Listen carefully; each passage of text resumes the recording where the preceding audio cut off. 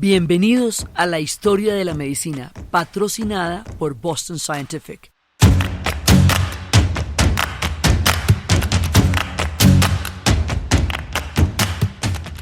Boston Scientific, comprometidos con transformar vidas.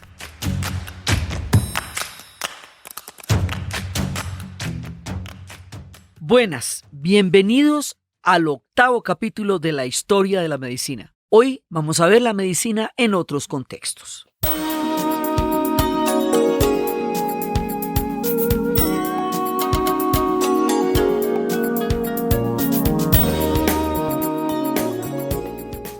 Resulta que con el salto grandote que dimos en el siglo XIX, ya con el descubrimiento en el XIX y en el XX, al comienzo del siglo XX, ya con la penicilina, con los antibióticos, con las vacunas, con la anestesia, con la cirugía, con el sistema hospitalario, con las 3 mentalidades, con todo eso, se llegó a un nivel de euforia y de alegría y de esperanza y de fe en el progreso y en la idea de que el desarrollo de la humanidad iba a ser lineal y hacia adelante y que Occidente había creado un paradigma tan poderoso que se autoerigía como el conocimiento más elaborado, que consideraba que los conocimientos anteriores pertenecían o bien a la magia, o bien a la teología, o bien al mito, que se sentían como en la euforia de cuando los griegos hicieron el paso del mito al logos. Bueno, eso, la fiesta, hasta el punto en que ellos empezaron a jerarquizar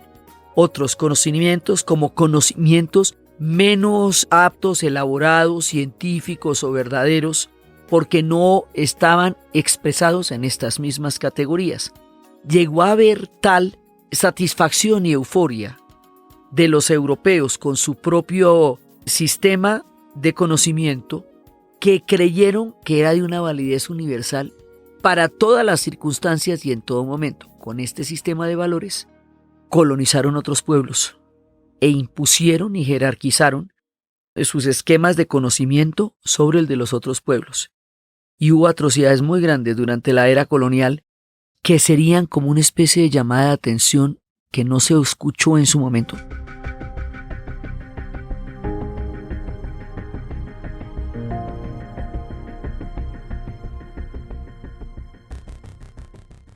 Esta forma de euforia y de propia complacencia se va a traducir en una doctrina que conoceremos como el positivismo, que va a ser una reacción radical al trascendentalismo, al idealismo alemán, toda la formación del espíritu idealista de Hegel, y al romanticismo mismo, a esto que nos llevaba a Byron y que nos llevaba a Novelis a rescatar los antiguos mitos o a morir en Grecia tratando de salvar el ideal helénico. Y aquí surgen unos personajes que son Saint-Simon, Auguste Comte y John Stuart Mill. Y esta gente va a plantear una doctrina que se llama el positivismo. Y es una doctrina filosófica, sociológica y política que enfatiza la aplicación del método científico en los eventos de la vida diaria y que se opone a las abstracciones teóricas, imaginativas y metafísicas. O sea, que considera que se puede medir con un mismo rasero todas las diferentes ramas del conocimiento y le va a dar una prelación muy importante a las matemáticas como ciencias exactas. Entonces, según el positivismo, lo que no es cuantificable, lo que no se puede transferir a números, no existe o es irrelevante. Es algo de lo que no vale la pena que nos ocupemos. Entonces, la clave del positivismo es reinterpretar los conocimientos. Y dice que el hombre ha evolucionado, ya estamos manejando teorías de la evolución, ya ha evolucionado de estados anteriores arcaicos, como estados teológicos o mágicos donde el ser humano buscaba la explicación de la realidad en entes sobrenaturales, o estados metafísicos o filosóficos en los cuales los dioses van a ser sustituidos por ideas o principios. El estado positivo o científico de la humanidad, donde no se explica el porqué de las cosas sino el cómo, a partir de la causa y el efecto. Esto es la aplicación del método empírico como explicación de todo, y esto va a completarnos y a consolidar la visión mecanicista y determinista de la realidad que estábamos desarrollando desde la época de Descartes, y esto nos va a llevar a la idea de progreso. Entonces aquí la tierra máquina, el cuerpo máquina, van a plantearse como conquistas y logros que nos van a llevar hacia un progreso infinito. Y entonces Europa siente que ha alcanzado un paradigma universalmente válido, totalizante, que puede explicarlo todo y que nos va a llevar a deshacernos de lo que hablábamos que eran los ídolos. ¿Se acuerdan la época de Francis Bacon? Y esto se va extendiendo a todas las ramas del conocimiento y se considera como una doctrina que es capaz de explicarlo todo porque es sumamente, digamos, práctica, porque es utilitaria. Es el utilitarismo de John Stuart Mill, que va a ser además una base del pensamiento del desarrollo de la ciencia en Estados Unidos.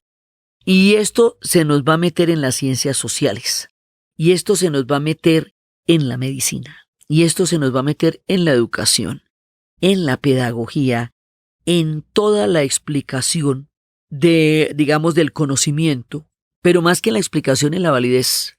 O sea, es esto, la cuantificación, la experimentación, la aplicación del método científico, el desvirtuar o deslegitimar otro tipo de explicaciones metafísicas, teóricas de cualquier otra naturaleza o tradición, y esto va a generar un sistema además de binariedad, porque las cosas son verdaderas o falsas, son científicas o supercherías, tan supremamente cómodo y tan fácil de asimilar, que va a ser muy popular aún hoy día. Esto tiene muchísima aceptación porque nos resolvería el problema de la complejidad de la realidad.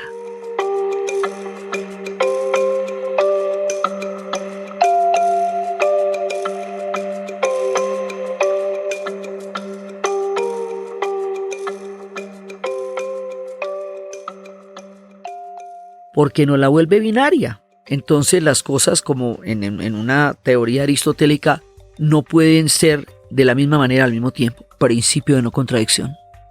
Y ahí para adelante aplicada la lógica aristotélica, el método científico, la idea del hombre y el cuerpo máquina de Descartes.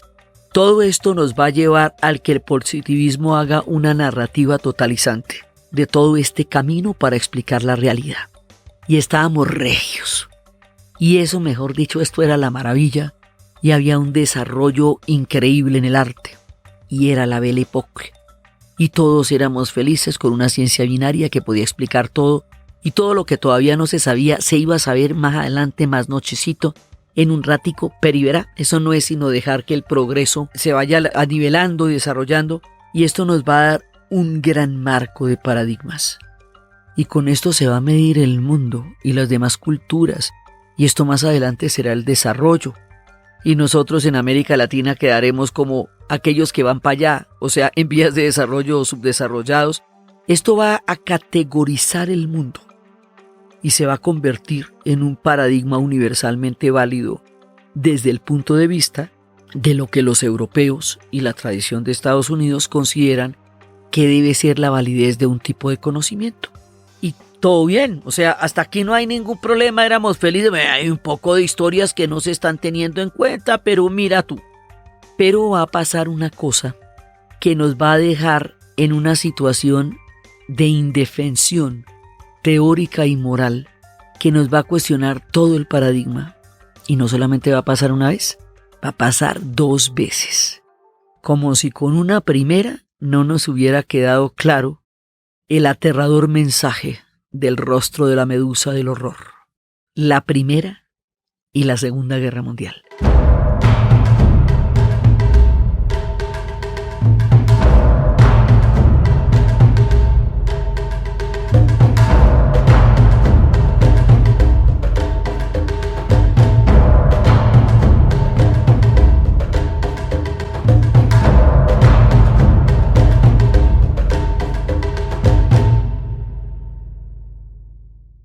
La Primera Guerra Mundial se llamaba la Gran Guerra, no la primera, porque a nadie se le hubiera ocurrido que fuera a haber una segunda.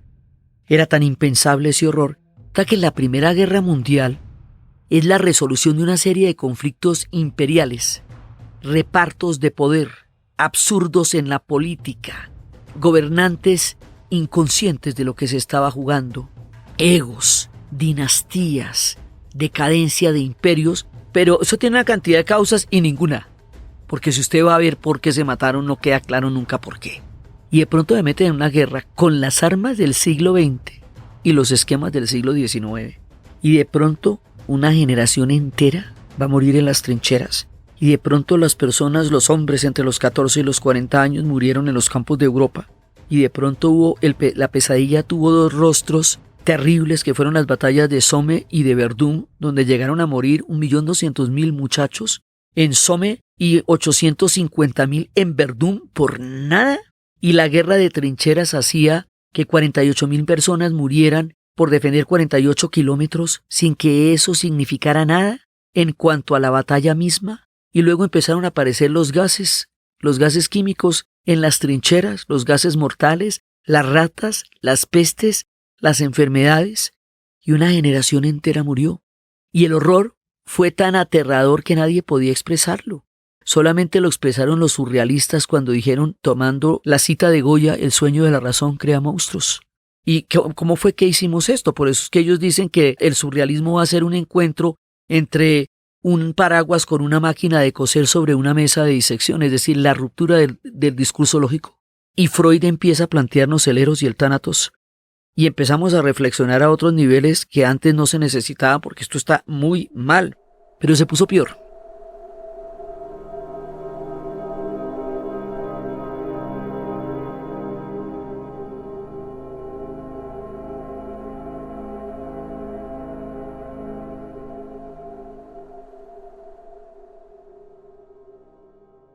Después de esa Primera Guerra Mundial, fue tal el trabajo, el compromiso, la entrega de las enfermeras, estas herederas de Florence Nightingale, que como recompensa histórica de Inglaterra a la entrega total de las enfermeras a los soldados en el frente, se reconoció el sufragio para la mujer. Las sufragistas se han dado una pelea muy grande antes de la Primera Guerra Mundial, pelea que no fue reconocida de ninguna manera y que fue ridiculizada en muchísimos aspectos. Ya después, el reconocimiento histórico del trabajo de las enfermeras fue la aprobación del sufragio universal para las mujeres en Inglaterra. Eso es el Imperio Británico. O sea, una vez que se apruebe en Inglaterra, esto ya va a extenderse por muchos lados. Ya se había aprobado en Nueva Zelanda y de ahí en adelante empieza, digamos, el parteaguas en el concepto de ciudadanía de las mujeres, de nosotras en la política como ciudadanas. Y después de esto viene una pandemia, la gripe española, que va a matar casi tanta gente como la guerra misma. Y entonces la cosa se pone mal, pero se va a poner peor, porque después viene la Segunda Guerra Mundial.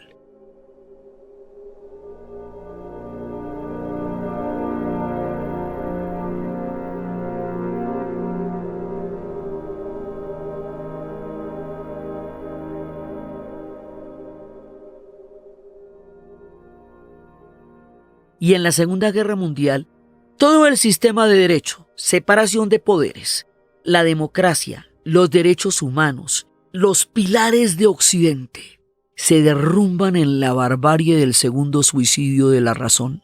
Y en los campos de Europa van a morir 50 millones de personas, pero en el mundo, porque es que esto también va al Pacífico y también va a la Unión Soviética. Y esto va a ser una cosa tan aterradora, y ahí va a haber genocidio. El genocidio del pueblo judío, con una sistematicidad y aplicación de ciencia va a ser terrible. Ahí van a morir los gitanos en tanta proporción como los judíos en los campos de concentración y exterminio, y todos los disidentes y los españoles republicanos, y una gran cantidad de conglomerado humano va a ser llevado a campos de concentración y exterminio, y se va a hacer producción en masa con sus cuerpos.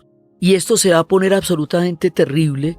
Las ciudades de Europa van a quedar destrozadas, los pueblos van a quedar reducidos a escombros, y esto termina de una manera aterradora con la realidad de los campos de concentración. Y cuando empiezan los europeos a ver lo que están haciendo, dicen: oiga, momentico, hemos hecho una gran cantidad de cosas para salvar a la humanidad. Hemos descubierto los antibióticos, la penicilina, hemos descubierto tantas cosas, hemos avanzado tanto, y lo mismo que avanzamos en salvarle la vida a millones de personas en la humanidad, de golpe los matamos en 2 guerras mundiales. ¿Cómo así? Es que son 70 millones de muertos en un lapso de 20 años. En proporción a la gente que salvamos, con todos los avances de la medicina, ¿dónde queda esto? Entonces, ¿cómo es esto? Algo estamos haciendo mal. Algo está terriblemente mal. Aquí hay unas fuerzas tanáticas que no estamos entendiendo. ¿Cómo es que hacemos todo este montón de cosas tan maravillosas y con la otra mano matamos a todo este montón de gente y decimos que cómo vamos a poder sustentar el progreso? La idea de que el progreso científico también está acompañado del progreso moral y que el progreso en las ciencias y en todo el conocimiento nos llevaba hacia una humanidad mejor. ¿Con qué cara miramos al concepto de civilización occidental y le decimos que hemos seguido sus paradigmas y todos se han pisoteado? Es que Europa se derrumbó, no solamente físicamente en los escombros de un continente derruido, sino en sus propios paradigmas y en sus ideas de los estados de derecho, porque ¿qué estado de derecho podía haber en una ciudad ocupada, donde por un nazi muerto mataban a 50 personas como cuota de ocupación? Entonces es tal el horror, y el horror de los campos de concentración se vuelve completamente inimaginable. Ese es el rostro de la medusa, esa es la conciencia de algo que no puede ni siquiera concebirse por la capacidad de horror que nos puede generar siquiera narrar que algo así haya ocurrido. Entonces lo primero que pasa es esto. Y Sartre, aterrado en el existencialismo, nos va a decir que antes de nacer no somos nada y que después de morir no somos nada y que la vida es un intermedio entre la nada y la nada de dudosa importancia. O sea, la cosa se va a poner de ese tamaño. Pero bueno, la ciencia. ¿Nos puede salvar la ciencia? La ciencia está por encima de todo. La ciencia no sucumbe a estos abismos espantosos de la cultura, porque la ciencia tiene lo suyo y está por encima. El científico está metido en su laboratorio, resguardado de todas las maldades humanas. Pero ¿y entonces el proyecto Manhattan, la bomba atómica? ¿Qué vamos a hacer con un arma que se utilizó sobre población civil a manera de experimentación en una ciudad que no había sido bombardeada, para poder medir cabalmente sus efectos, que se filmó como un experimento, que pasó un avión todos los días solo para que la gente se acostumbrara a verlo y no se guardara y estuviera ahí el día que lo lanzaron? ¿Qué pasó ese día a las 8 de la mañana del 6 de agosto en Hiroshima, cuando los científicos habían advertido que un arma de esa naturaleza no podría haber sido usada sobre población civil, pero fueron los científicos los que la crearon? Cuando se usó con el argumento de salvar vidas porque 6 meses más de guerra en el frente japonés podría traer tantas personas muertas como ya habían caído, y era 1945 y esas vidas ya eran vidas norteamericanas porque era el frente del Pacífico. Y si alguna explicación hubiera sobre eso, si alguna justificación histórica hubiera sobre eso, entonces, ¿qué pasó 3 días después con Nagasaki, 50.000 personas muertas, cuando ya el imperio japonés estaba anunciando rendición? Entonces la ciencia acaba de inventar un arma capaz de destruir la especie humana.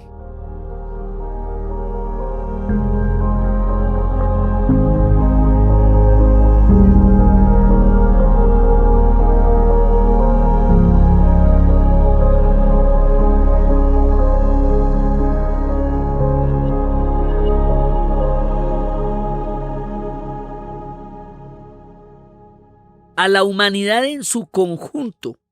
¿Qué desarrollo de la medicina puede competir con semejante monstruosidad? Podemos inventarnos la cura de todas las enfermedades y descubrir a nuestra muy querida panacea, que seguiremos persiguiendo hasta el final de nuestros relatos, y podríamos hacer maravillas, pero si al mismo tiempo tenemos una espada de Damocles pendiente sobre toda la humanidad y un orden geopolítico que se va a basar en el equilibrio del terror, entonces, ¿qué fue que hicimos aquí que no me quedó claro? ¿Cómo era el tema de la idea del progreso? La crisis que esto va a producir a nivel de valores, a nivel de entendimiento y a nivel de la explicación misma del concepto de civilización en Occidente es una crisis de proporciones enormes. Y esto nos va a llevar a una serie de preguntas.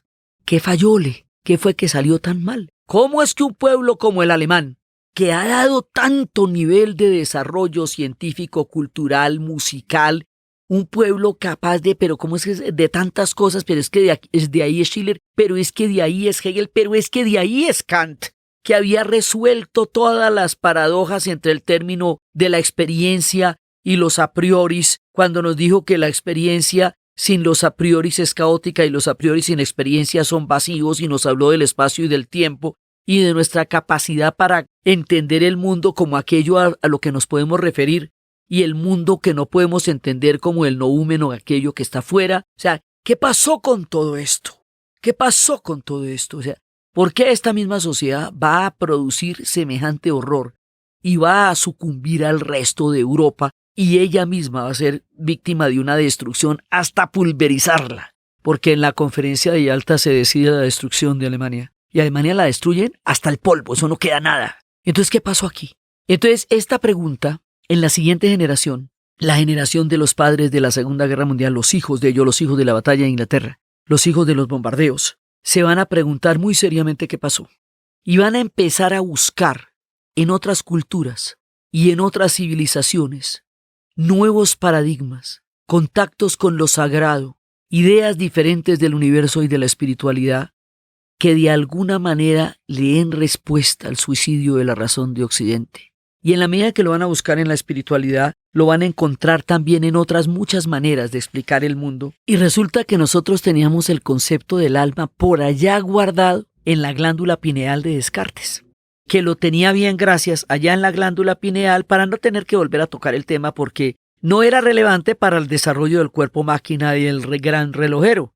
Pero aquí lo que se nos enfermó fue el alma, porque esta hecatombe es una hecatombe de valores, porque fue la destrucción absoluta. Entonces nos toca volvernos a preguntar por el alma, porque todo lo que está pasando no puede ser explicado únicamente desde el esquema de la tierra-máquina y del cuerpo-máquina. Hay muchos otros factores en juego aquí, muchas otras cosas que no estamos pudiendo comprender, nos están llevando a una situación así de grave. Entonces viene la búsqueda de la espiritualidad, de una nueva trascendencia, de una nueva manera de entender el mundo, y todo esto también le va a llegar a la medicina, porque también se van a preguntar qué fue lo que pasó. Entonces hay una generación que entra en contacto con una actitud muy diferente, con civilizaciones y culturas que antes no se habían apreciado, porque en la jerarquía del conocimiento se consideraban que se habían quedado en estadios arcaicos, tales como el tiempo mágico o el tiempo teológico. Eso que había sido descartado, valga la palabra, eso que había sido desplazado hacia un ámbito de lo mítico, ahora hay que preguntarnos qué es, porque es que hay otro poco de explicaciones ahí que necesitamos conocer. Y es en ese momento donde van a entrar las preguntas por la medicina en otros contextos, tanto en los contextos de las antiguas civilizaciones como en los contextos de los mismos paradigmas de Occidente enfocados desde otros ejes de preguntas. Y por eso es que nos tenemos que meter aquí, porque la pregunta nos lleva a ver qué es lo que pasó. Entonces, a partir de esto, vamos a meternos con dos gigantes, que son los chinos, 5.000 años de historia, gracias, y luego los hindúes, 7.000 años para tu información. Entonces, bueno, ¿qué es lo que esta gente hace? ¿En qué consiste su medicina? ¿Cómo conciben la salud y la enfermedad y el ser humano? Y empiezan a abrirse a esas otras formas de conocimiento. Metidos en la medicina china, en la medicina tradicional china de hace más de 2.000 años, ellos hablan de una fuerza vital, de una energía vital que se llama el chi.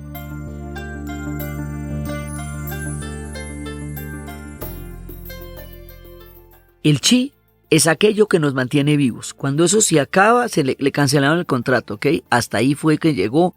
Ariadna rompe su hilo y el hilo de vida de un ser humano se ha acabado cuando se acaba el chi. Los textos más antiguos vienen de Neijin, o Cuestiones básicas de la medicina interna, los clásicos de la tradición esotérica del emperador Amarillo. Y esto es 1400 años antes de Cristo.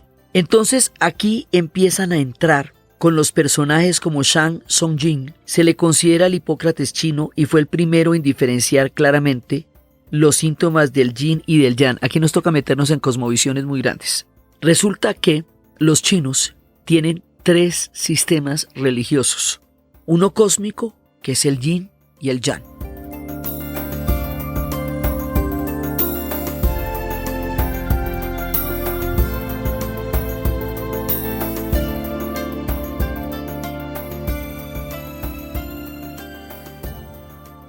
El yin es el principio de lo suscitativo, el principio de lo pasivo, el principio de lo nocturno y el principio, digamos, de la fuerza de lo suscitativo, y el yang es el principio de lo activo, el principio de lo diurno, el principio de lo claro, y los dos están entrelazados. El yin es el principio de lo femenino, el yang es el principio de lo masculino, pero están entrelazados de una manera tal que se dice que cuando el sol ilumina una montaña en el atardecer, la parte sombreada y la parte soleada de la montaña van cambiando conforme el sol se va ocultando en el horizonte. La línea que separa la parte sombreada de la parte soleada de la montaña es la línea que divide el yin del yang. Es decir, aquí estamos hablando de opuestos que se entrelazan, que se contienen, porque todos tenemos ambos principios contenidos. Y entonces las mujeres tenemos principios masculinos o los hombres tienen principios femeninos, y hay órganos yin y hay órganos yang. Y esto explica todo el universo. Y las contradicciones lo que hacen es complementarse. Y aquí nos toca salir de una perspectiva lógica aristotélica, según la cual las cosas no pueden ser y no ser de la misma manera al mismo tiempo, principio de no contradicción. Aquí sí, las cosas son y no son de la misma manera y al mismo tiempo. Y en la medida en que eso ocurre, los opuestos se complementan y se necesitan. En lugar de generar rupturas, generan armonías a partir de su propia oposición. Entonces, con este sistema cósmico vamos a manejar los principios del yin y el yang. Eso aplica para todo, hasta para la sexualidad, porque de acuerdo con la sexualidad, el hombre, a través del líquido de la vida, que es el semen, tiene contada su vida. Y ese líquido preciado es el que debe administrar a lo largo de su vida entera para llegar a la longevidad, porque resulta que el yin es una onda larguísima que se prende poco a poco pero que dura hartísimo, y el yang es una onda de ignición rápida pero asimismo se consume. Entonces, para encontrar la armonía cósmica en la sexualidad, el yang tiene que entender la gran onda del yin y controlar la eyaculación como una manera de mantener la longevidad, porque el ideal de la medicina china es la vejez, la longevidad en la vejez, porque en la vejez los hombres y las mujeres se van acercando al punto de sabiduría donde van a llegar a ser los seres del crepúsculo. En el confucianismo, o sea, el sistema cósmico es el yin y el yang, el sistema social es el confucianismo. En el confucianismo hay círculos de correspondencia, del soberano al súbdito, de las mujeres, de los hombres, de los adultos y los jóvenes. Cada círculo de correspondencia tiene un comportamiento y un lugar en el cosmos. Y esos círculos de correspondencia son círculos de responsabilidades.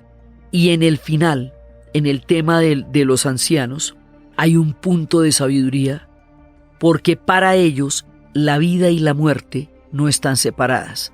Son parte de un mismo ciclo, de una gran rueda. Entonces, en una rueda está la vida y en otra vuelta de la rueda está la muerte. No hay una diferencia entre los antepasados y los parientes. Los antepasados siguen estando presentes, pero en otro plano. Y aquellos que entienden el misterio entre la vida y la muerte, porque se aproximan, son los seres del crepúsculo. Y los seres del crepúsculo son los ancianos. Y la gente se mide por el nivel de sabiduría y no por el nivel de productividad, como ocurre en Occidente. Entonces, la idea es llegar a la vejez en las mejores condiciones, de la mejor manera, para que se pueda gozar del privilegio de la sabiduría y se pueda orientar a la sociedad. Por eso los dirigentes en China siempre son personas mayores, porque están en el rango de la sabiduría que puede orientar el rumbo de una sociedad. Ese es otro de los círculos de correspondencia del confucianismo. Y la actitud psicológica es el budismo.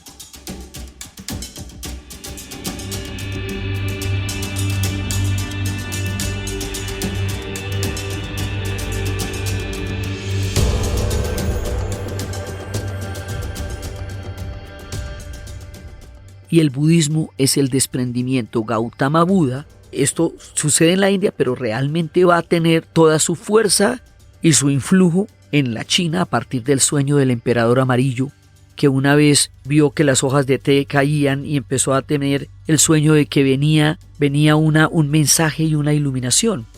Es así como va llegando el budismo a la China, pero también esto se va a esparcir por Tailandia, por todo el sudeste asiático, donde las dos culturas van a crear paradigmas. Entonces resulta que en el budismo, Gautama Buda había sido un niño criado entre todo el amor, los placeres y la alegría, para no conocer el sufrimiento. En un jardín maravilloso, pero resulta que él sale del jardín y un día se escapa y encuentra a un hombre enfermo, un hombre anciano y un hombre moribundo.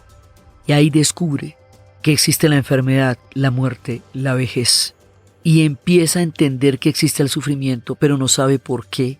Y va buscando esa respuesta de muchas maneras, una de las cuales fue el extremo del ascetismo, que tampoco lo llevó, porque en los extremos no está la iluminación, hasta que finalmente debajo de un árbol, en Sana, un jardín en la India, debajo de una higuera, él va a tener la iluminación. Y la iluminación le dice que el sufrimiento es el apego. Que el apego, el tratar de retener y mantener cosas que por la naturaleza mutante de la vida no están ahí para ser sujetas, es lo que produce el sufrimiento. El apego a lo que tú quieras.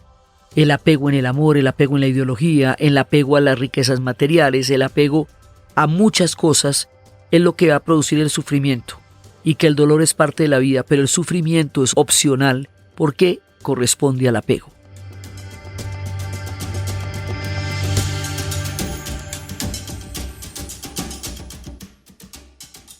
Esto ya es una idea completamente diferente de la salud y de la enfermedad, porque esto ya es una idea completamente diferente del cuerpo y de la relación con el cosmos. Estas tres formas de entender el cosmos son complementarias, ninguna se contradice con la otra y están en la base de las muchas maneras como la medicina china nos va a hablar de su concepto de la salud. Entonces, en las obras de Shan Han, o Tratado Frío, Nocivo o Tratado de las Fiebres, analiza tipos de fiebres y distingue entre las enfermedades agudas y crónicas y busca la causa de muchas ellas. Y en la medicina tradicional se busca establecer una circulación del chi o ki, según como uno lo nombre de acuerdo con las diferentes denominaciones de alfabetos.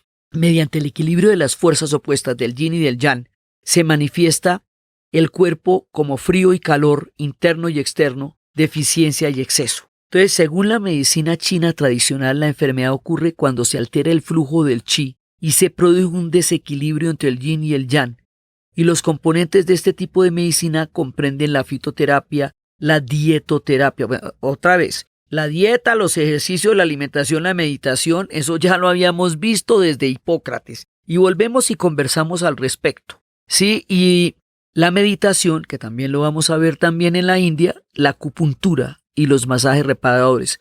La acupuntura como entendiendo un mapa en el cual todos los canales energéticos del cuerpo están representados en ciertos puntos que al presionarlos con agujas nos van a llevar a la estimulación del canal y al restablecimiento del equilibrio.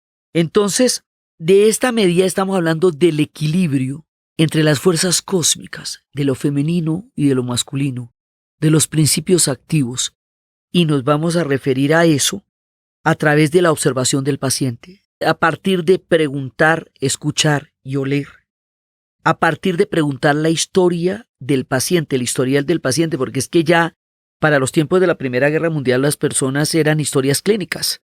Ya no necesitábamos saber cómo era la persona, sino la historia clínica. Entonces aquí es importante que le preguntemos el historial al paciente porque nos estamos entrando desde otro tipo de paradigmas. Es importante tomarle el pulso, las 6 posiciones diferentes para evaluar el flujo de la energía en cada meridiano.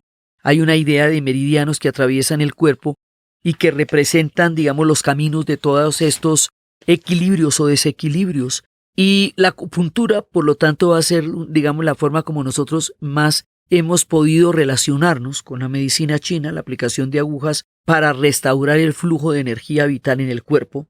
Pero esta medicina, por el influjo de la civilización china, va a determinar también el concepto no solamente en China, sino en Japón, en Vietnam, en Corea, en Tíbet, en Mongolia, en Tailandia, en Camboya, en el sudeste asiático. O sea, hay un bloque gigantesco de culturas y civilizaciones en la Tierra que funcionan con estos ejes de la medicina. Entonces, esto es una gran parte de la humanidad que concibe la salud y la enfermedad a partir del yin y el yang y a partir del equilibrio entre las fuerzas cósmicas. Y el sentido es llegar a la longevidad, y la longevidad nos va a traer la sabiduría, y la sabiduría nos va a traer asomarnos al crepúsculo para entender los misterios de la vida y de la muerte. Entonces lo primero es meternos en esa enorme civilización china que también incluye las plantas y que también incluye saberes ancestrales que han englobado en un enorme sistema cósmico de salud y de equilibrio. Esa es una. Por supuesto, en todo esto se puede meter uno años. Esto es para contarles nomás la miradita que estamos haciendo. Y luego nos vamos para donde el otro gigante, la India.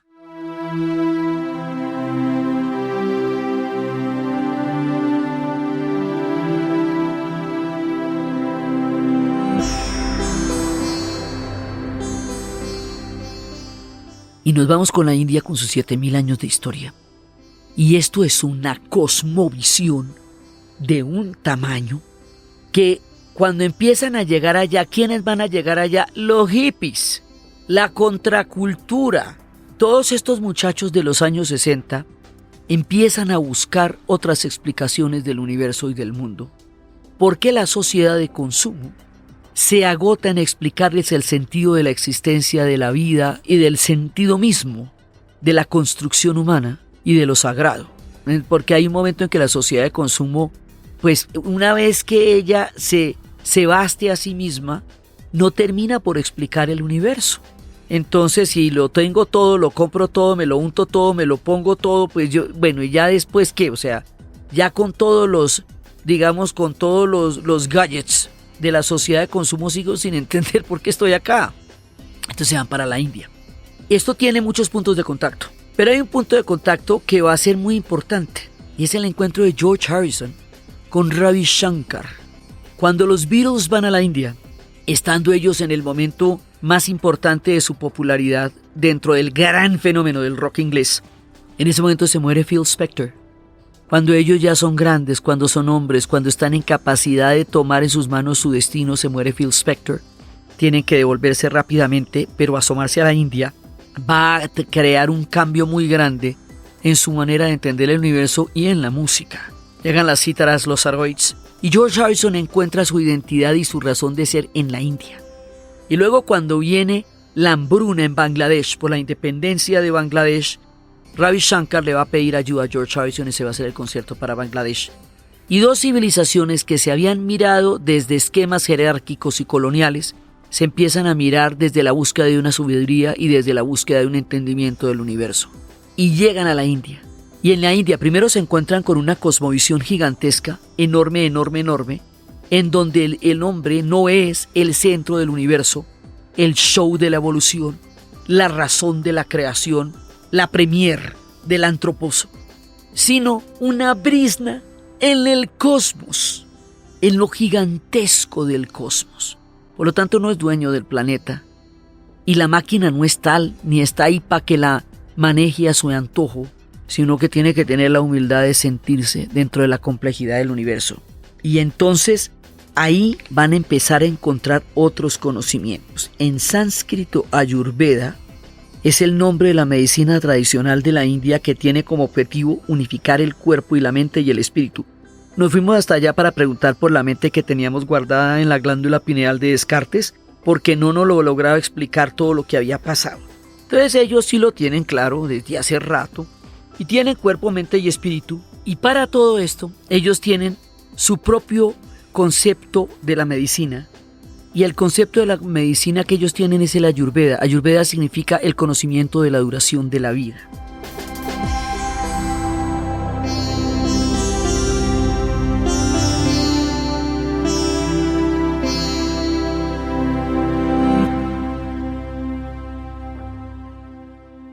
Ellos consideran que la Ayurveda fue el regalo del dios Danu Antari a los dioses y a los humanos. O sea, él como Dios le regala esto a los dioses y también a los humanos. Dhanvantari surge del batido del océano de leche. Es uno de los mitos fundacionales del hinduismo.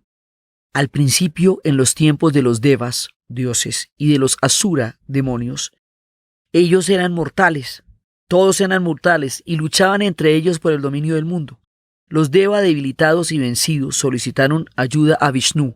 Vishnu es uno de los 3 dioses del hinduismo, que es el dios de la creación, que es Brahma, el dios de la creación, Shiva, el dios de la destrucción, y Vishnu, el dios de la conservación. Pero Shiva también es el de la creación y la conservación porque sus dioses son duales.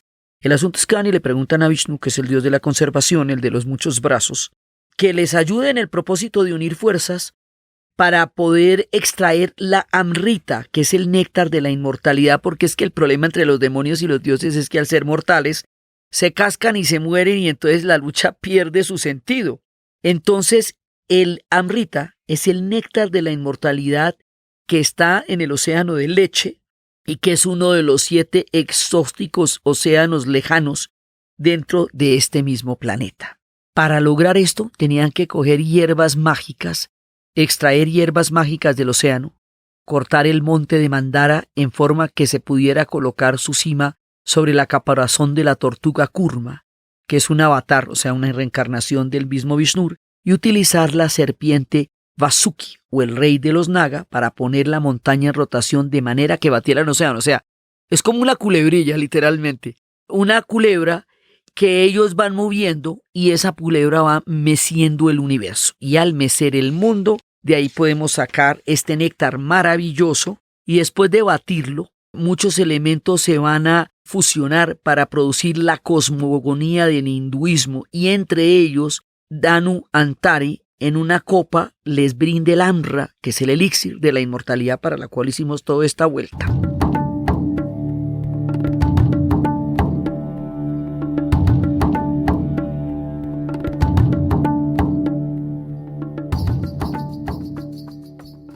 Entonces, la medicina ayurvédica describe los 5 elementos fundamentales: la tierra, el agua, el fuego, el aire y el éter. Y una de las bases de la medicina ayurvédica son los doshas, o sea, la palabra que significa humores. De nuevo nos volvemos donde nuestro amigo Hipócrates, aires vitales. En las obras modernas se traduce como temperamentos o biotipos. La medicina ayurvédica clasifica 3 humores en combinaciones de elementos: el aire, que representa la unión del aire y el éter; la bilis, que representa la unión del fuego y el agua; la flema, que representa la unión del agua y la tierra. Los seres humanos poseen en sus cuerpos lo necesario para su propia curación. O sea, aquí nos estamos metiendo en un paradigma totalmente diferente. La curación no va a venir de afuera, la tengo que producir yo misma. Dentro de mí están los elementos que me van a sanar. Dentro del hinduismo, cuando el cuerpo físico fallece, este se debe a regresar a los 4 elementos. Esto es muy importante porque es que imagínense que cuando ellos se mueren, lo primero que va a pasar es que va a haber una cremación. Esto se va haciendo la hoguera que va a arder durante más de 7 horas. El primogénito se rapa la cabeza. La persona es amortajada, digamos, es envuelta en una tela naranja. Se le pone mantequilla clarificada, ghee, que procede de la vaca sagrada. Se le pone en la boca una moneda de oro para que haya dinero en la siguiente reencarnación. Arroz para que haya comida en la siguiente reencarnación. Un tizón de fuego a partir del cual va a empezar a arder. En el momento en que se produce la cremación, se desprenden del cuerpo físico para devolverlo a la tierra. Así el aire volverá al aire, el fuego volverá al fuego, el éter volverá al éter y el agua volverá al agua. Al disgregarse los elementos que se confluyeron para crear un ser humano, en otra parte, un óvulo y un espermatozoide estarán creando la vida para empezar de nuevo el gran ciclo. De esta manera se desprenden del cuerpo para entrar en la siguiente reencarnación. Y el objetivo de las reencarnaciones es llegar al momento en que pare el ciclo de las reencarnaciones y no vuelvan a nacer más para entrar en el nirvana, en el ciclo donde hayan vencido la vida y la muerte a través de liberarse del eterno, del círculo de las reencarnaciones. ¿Para dónde van? Para reencarnar. ¿Y hasta cuándo? Hasta cuando ya dejen de reencarnar. Hasta cuando ya las vidas hayan aprendido, las almas, todo lo que tienen que haber aprendido para superar el ciclo de las reencarnaciones, para superar el samsara. Pero durante el tiempo en que estamos en la vida, el cuerpo es muy importante, porque todo lo que pasa aquí también determina el ciclo kármico de las cosas que se van a repetir en la siguiente reencarnación, o el ciclo dármico, de aquellos dones o gracias o regalos de la vida que recibimos por nuestras acciones en las vidas anteriores. Entonces, metidos en este cuerpo, antes de desencarnar, nos encontramos que hay 5 cuerpos a los cuales debemos dar una forma, una firmeza, una elasticidad, un buen funcionamiento, o sea, estilo de vida. Según los hindúes, hay 5 cuerpos. Hay cuerpo físico, cuerpo energético, cuerpo intelectual, cuerpo sexual, cuerpo espiritual, cuerpo cósmico. Hay un cuerpo etéreo, hay un cuerpo energético, y todos esos cuerpos forman parte de la existencia. Entonces, cuando las enfermedades llegan al cuerpo físico, hace rato que se han venido manifestando en el cuerpo etéreo o en el cuerpo energético, porque todo está unido. Entonces, hay un cuerpo mental que es el funcionamiento de la mente y de la conciencia humana, que lo podemos comprender en la forma de nuestro pensamiento, lo que ellos llaman mente. Ese nos puede llevar a un poco de líos, como el maya, que llaman ellos, un poco de distracciones. Hay un cuerpo intelectual que nos conduce a los pensamientos y al intelecto, sí, que es parte también de todo esto, pero también a la sabiduría y nos acerca más a través de la conciencia a nuestro cuerpo. Hay un cuerpo trascendental que es el centro del alma y el centro de nuestro ser.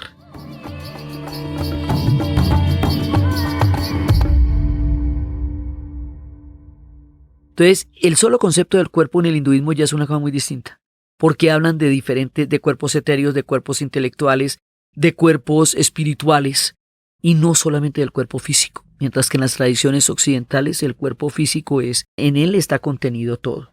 Entonces, aquí, desde el punto de vista de la energía vital, que los chinos llaman chi, aquí la vamos a llamar prana, esa energía vital corre por 5 chakras. Y los chakras están conectados unos con otros y tienen colores. Entonces hay el chakra del placer, de la dulzura, ese es naranja, que es el que está debajo del ombligo, es el centro de la vitalidad y la sensación que nos hace pensar en las necesidades básicas de socialización y se relaciona directamente con la parte sexual y con la tierra. Es un chakra que nos lleva directamente a la tierra. Hay un chakra del plexo solar, que es el del estómago, es el centro del poder, que se llama Manipura. Esto los chinos lo llaman el palacio de las emociones, que es donde está contenido, o sea, cuando a usted le duele el estómago de los nervios o siente mariposas en el estómago, es el chakra que está situado en el plexo solar, encima del ombligo, que es donde se establece la identidad entre nosotros y lo que queremos hacer en la vida. Es el centro de motivación y es donde se establecen las intenciones y las sensaciones. Hay otro chakra cardíaco ubicado en el centro del pecho, que se llama Anahata, y es el centro de la simpatía, de la empatía, del perdón, de la gratitud, del amor. Hay otro chakra que está en la garganta, ese es de color azul, y ese es el de Visuddha, es el que significa libre de impurezas, que es el centro de expresión y comunicación. A veces a usted le duele la garganta porque hay cosas que quiso decir y no ha dicho. O hay otro chakra que es el del tercer ojo, ese es de color violeta, violeta índigo. Y es el chakra donde se conoce como angina, que es la comunicación desde arriba. Ellos, ¿han visto ustedes que tienen un puntico en la frente? Eso es un bindi. Y esa es una manera de estimular el tercer ojo. Otra forma de conocimiento en el entrecejo, que es el centro de la imaginación, de la intuición, de la visión y de la percepción. Hay otro chakra en la corona, ese es de color blanco, lavanda, y es el Sahasrara, que es el de los 1000 pétalos, que se relaciona con la sabiduría, con la iluminación. Y el séptimo chakra es el chakra maestro. Es ese de ahí que nos va a llevar ya en la confusión con el universo. Entonces, dentro de toda esta explicación hay una práctica. Y esa práctica es el yoga. Y el yoga en sánscrito significa unión. Y se refiere a esta unión entre la disciplina física y mental. Y tiene diferentes escuelas de yoga, y tiene diferentes tipos de conocimiento, y tiene posturas que son las asanas, control de la respiración, que es el pranayana, porque la fuerza vital está en la respiración, y la meditación.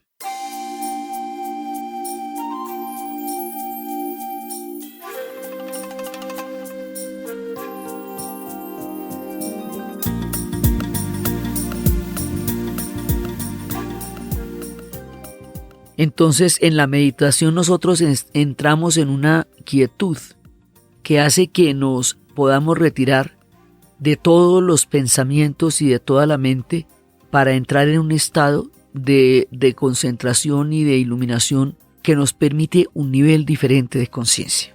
A grandes rasgos, ¿no? Porque esto tiene posturas, esto tiene procedimientos, esto tiene toda una forma de ser.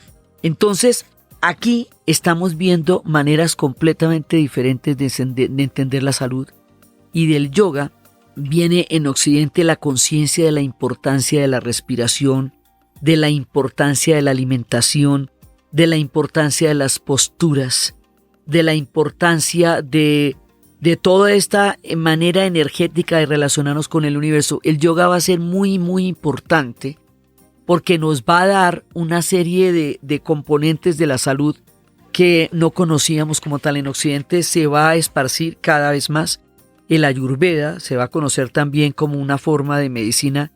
Occidente empieza a incorporar elementos de todos estos conocimientos y empieza a incorporar, digamos, formas de entender la salud diferentes en la medida en que se asoma a estas tradiciones, poco a poco, y nos vamos a meter con esencias florales también que vienen de todo esto. La manera como esto se llamaba la conciencia expandida entre los jóvenes que estaban buscando una dimensión de lo sagrado y se van a encontrar con la India, y también el encuentro con la India y el resultado de las basuras de una increíble y demoledora estructuración de la industria como forma de progreso en Occidente nos va a llevar al comienzo de un pensamiento ecológico, porque desde el punto de vista de esta cosmovisión, la Tierra no nos pertenece, sino que somos una parte de ahí, y ahí empieza una conciencia que nos va a llevar al desarrollo ecológico que hoy día nos tiene en uno de las encrucijadas más grandes de lo que hemos vivido como especie.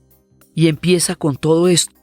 Entonces va a llegar todo lo de la India y eso va a revolucionar una cantidad de ideas y de paradigmas, porque al entrar en contacto con los cuerpos etéreos y con la idea de que nos podemos sanar a nosotros mismos, entramos en otros paradigmas, en otros cuestionamientos y en otras preguntas.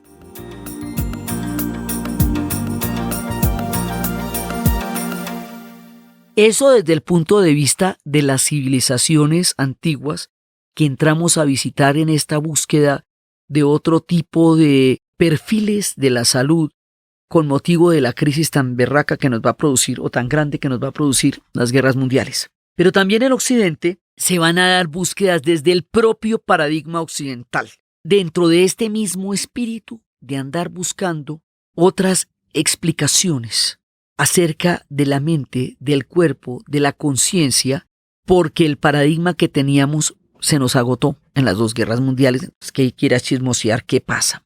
Así pasa que en Europa empezó la homeopatía, una medicina desarrollada por Samuel Hahnemann a finales del siglo XVIII, que tiene como principio que lo similar cura lo similar, que las enfermedades pueden curarse con sustancias parecidas a ellas. Entonces esto nos llevó a un desarrollo de la medicina a través de sustancias que son idénticas a aquello que pretendemos combatir. Y eso nos lleva a una forma de medicamentos y a una forma de tratamientos que tienen que ver con este principio. Entonces, estas medicinas que se buscan en Occidente, Occidente las busca y Occidente las cuestiona. Hay quienes consideran que esto es placebo y hay quienes consideran que esta es la manera. Suceden en una misma sociedad, por ejemplo, en Suiza, donde están los laboratorios muy importantes a nivel de fármacos. El tratamiento homeopático es de lo más cotidiano. Hay test específicos para cada uno de los padecimientos que de manera homeopática entran en contacto y en sanación. Ahí mismo, como para no irnos tan lejos. Y por ahí, por estas mismas tierras, también empezaron a hacerse otro tipo de preguntas. Un personaje alemán, se llamaba Hammer, que un día se fue de vacaciones con la esposa y con su hijo. Y a su hijo le pegaron un tiro, una bala perdida, fortuita. Y el chico murió. Y él desarrolló un cáncer de próstata. Y la esposa desarrolló un cáncer de mama. Y la esposa fue operada y luego murió. Y él quedó solo en un evento traumático absolutamente inexplicable y terrible.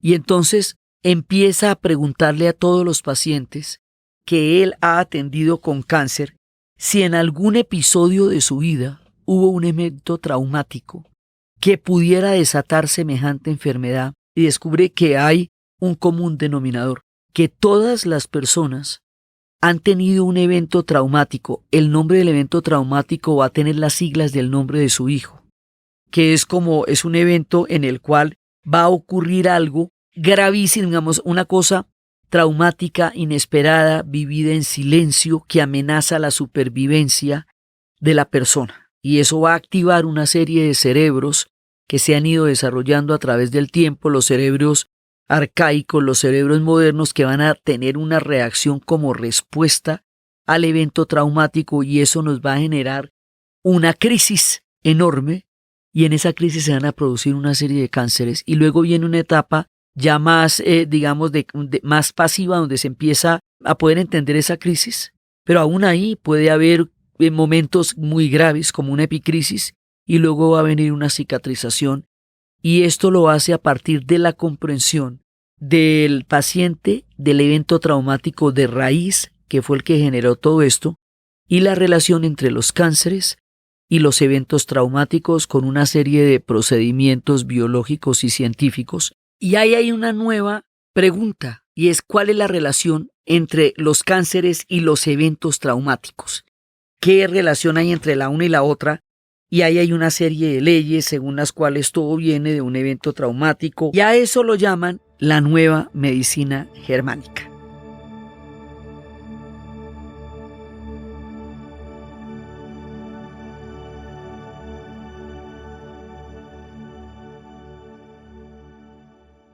Y eso tiene que ver, eso tiene una serie de leyes que se formulan, leyes que dicen que todas las enfermedades son programas biológicos desarrollados por un conflicto, leyes que nos hablan del proceso mismo de sanación del cuerpo alrededor de la resolución del conflicto que lo llevó a un estado de amenaza de su supervivencia a través de un programa biológico de cerebros que se han ido desarrollando según la adaptación de los organismos vivos, desde la parte en que salen del agua hasta la parte que están en la tierra. Esto tiene una complejidad muy grande, pero es también otra de las posibilidades que se están preguntando junto con los principios bioidénticos. Entonces eso es la nueva medicina germánica.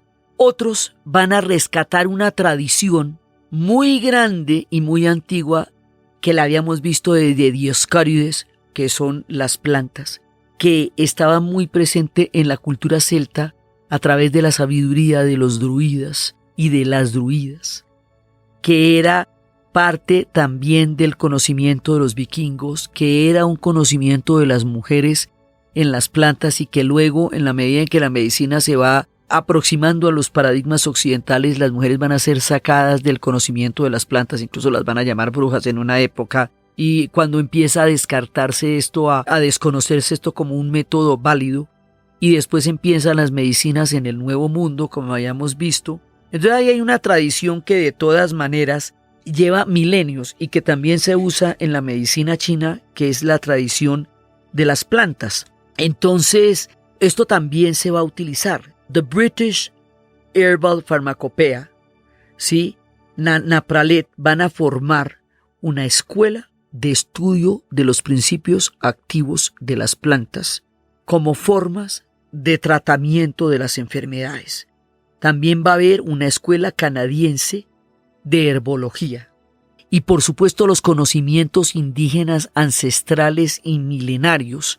Y todo esto en conjunto es la herbología, que es otra de las maneras de plantearse la salud y el tratamiento de la enfermedad a partir de toda la antigua tradición de las plantas. Dentro de las medicinas del Nuevo Mundo que estábamos viendo está la medicina chamánica y el conocimiento de los pueblos originarios de las plantas. La manera como eso está regulado en las sociedades varía. Hay sociedades donde esto se regula estrictamente para las comunidades indígenas, pero no la comunidad en general. Hay otras como México donde se le da muchísima más validez. Digamos, todavía sigue habiendo un conflicto entre si se le da al conocimiento chamánico indígena milenario una validez universal o solamente una validez local. Eso en América Latina, digamos, porque como nosotros somos los herederos de una tradición tan antigua, esto todavía está para regularse. Pero el asunto es que nos estamos haciendo preguntas, muchas preguntas. Si tenemos un solo cuerpo, si tenemos varios cuerpos, si tenemos cuerpos etéreos, si tenemos canales energéticos y meridianos, si tenemos eventos traumáticos que desarrollan un tipo de enfermedad, si las sustancias iguales a la sustancia de la enfermedad pueden curar. Una cantidad de preguntas que nos están abriendo y nos están ampliando los paradigmas de lo que habíamos visto casi en una sola dirección desde el comienzo de nuestra serie de la historia de la medicina. Esto no invalida los paradigmas en los que veníamos, porque las vacunas y los antibióticos y la penicilina siguen curando gente y salvando vidas. Esto nos lleva a la pregunta de qué otras posibilidades hay para entender la salud y para entender la enfermedad y para entender la sanación, si la sanación viene desde lo externo, si la sanación viene desde lo interno, si se hace a través de fármacos o de principios activos o de principios energéticos o de conciencias de eventos traumáticos o de sustancias idénticas a sí mismas. Todo esto nos lo preguntamos a partir de la Segunda Guerra Mundial porque no logramos explicar el suicidio de la razón y porque el paradigma de las ciencias exactas se agotó para entender la complejidad del alma humana y de la salud.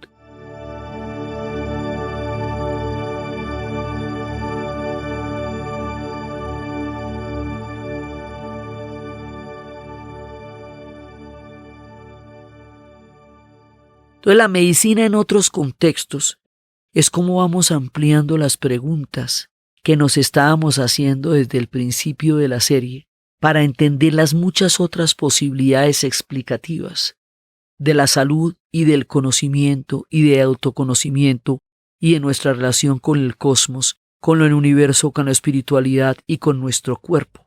Y en la medida que hay todas estas preguntas, se generan una gran cantidad de nuevas respuestas que nos llevarán a una nueva cantidad de interpretaciones, sanaciones y curaciones del universo en cada una de estas posibilidades, del entendimiento de lo que significa la salud, la enfermedad, el cuerpo y la sanación. Esto era lo que queríamos contarle hoy. Es un paseo muy grandote el que hemos hecho, pero era importante para entender por qué nos fuimos a buscar medicinas en otros contextos y por qué se nos ampliaron los paradigmas de búsquedas e interpretaciones. Como esto está ligado a sistemas de creencias y a cosmovisiones, pues a uno les parecen, a otro no les parecen una, les parecen otra, no les parecen todas, pero son las tradiciones del universo que están al alcance para explicar lo que nos estamos preguntando desde el principio: la salud, la enfermedad, la sanación, nuestro cuerpo, el universo, nuestra relación con el entorno y los sistemas de creencias. Por eso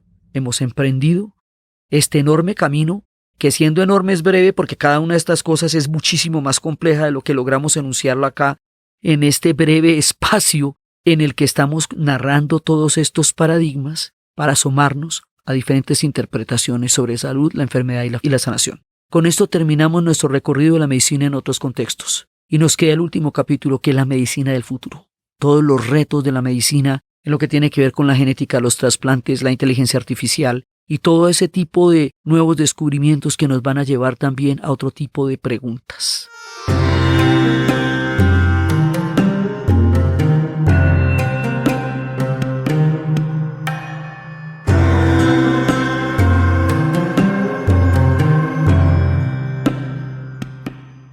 Entonces, desde los espacios del hinduismo, de la ayurveda, de la medicina china, del principio del yin y del yang, del suicidio de la razón, de la homeopatía, de la nueva medicina germánica, de la herbología, de los principios activos de las plantas, de la pregunta por el universo, de los cuerpos etéreos, de los cuerpos físicos, de las cosmovisiones, del hinduismo, del confucianismo, del yin y del yang, de la ayurveda, de los océanos de leche, de las sustancias de la inmortalidad, del yoga, de la respiración, de los asanas y de toda la complejidad de la explicación humana, de la salud, la enfermedad, la sanación y el universo. En la narración, Diana Uribe, y para ustedes, feliz día.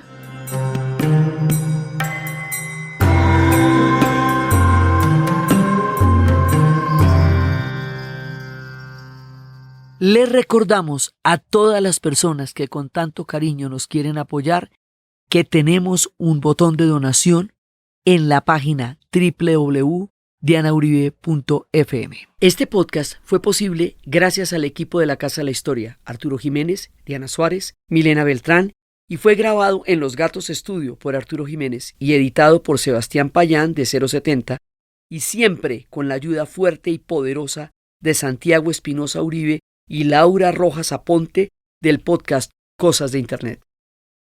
Internet. Internet. Internet. Internet. Internet.